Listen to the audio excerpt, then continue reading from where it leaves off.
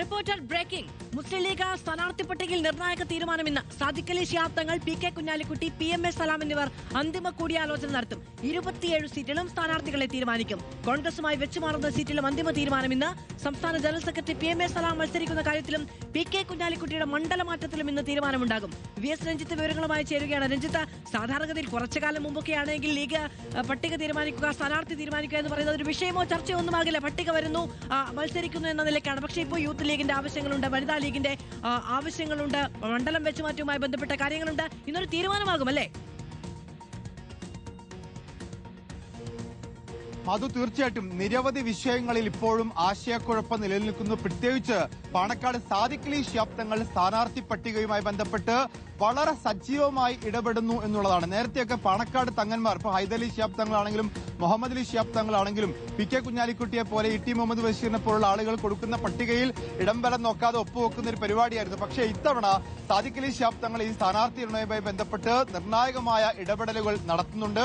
അതുകൊണ്ട് തന്നെ ആ ഇടപെടലുകളാണ് ഇപ്പോൾ സ്ഥാനാർത്ഥി പട്ടികയിലെ വലിയ സസ്പെൻസും അതുപോലെ തന്നെ സർപ്രൈസും ഒക്കെയായി നിലനിൽക്കുന്നത്. ഇന്നിപ്പോൾ പാണക്കാട് സാദിഖ് അലി ശിഹാബ് തങ്ങളും അതുപോലെ തന്നെ പി കെ കുഞ്ഞാലിക്കുട്ടിയും PM സലാമും ഇതുമായി ബന്ധപ്പെട്ട് കൂടിയാലോചന നടത്തുന്നുണ്ട്. ഏറ്റവും പ്രധാനമായി പി കെ കുഞ്ഞാലിക്കുട്ടി വേങ്ങരയിൽ നിന്ന് മലപ്പുറത്തേക്ക് മാറുമോ എന്നാണ് അറിയേണ്ടത്.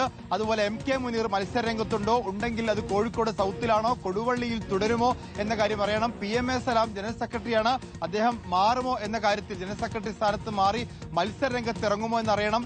യുവാവായിട്ടുള്ള PK ഫിറോസ് താനൂരിൽ കഴിഞ്ഞവണ പരാജയപ്പെട്ടു. ഇത്തവണ ഫിറോസ് കൊടുവള്ളിയിലാണോ അതോ മലപ്പുറത്തെ ഏതെങ്കിലും സുരക്ഷിത മണ്ഡലങ്ങളിലേക്ക് മാറുമോ എന്നറിയേണ്ടതുണ്ട്.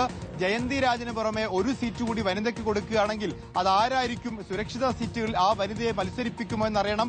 അതോടൊപ്പം തന്നെ വളരെ പ്രധാനപ്പെട്ടത് ഈ PK ബഷീറിനും അതുപോലെ മഞ്ഞളാംകുഴി അലിക്കുമൊപ്പം ആർക്കൊക്കെ ശംസുദ്ദീൻ ഉൾപ്പെടെയുള്ള ആർക്കൊക്കെ ഇളവുകൾ കിട്ടും എന്ന കാര്യത്തിൽ ഇത്തവണ അറിയേണ്ടതുണ്ട്. MSFന് വളരെ കാലമായി MSFന് സീറ്റ് കൊടുക്കാറില്ല.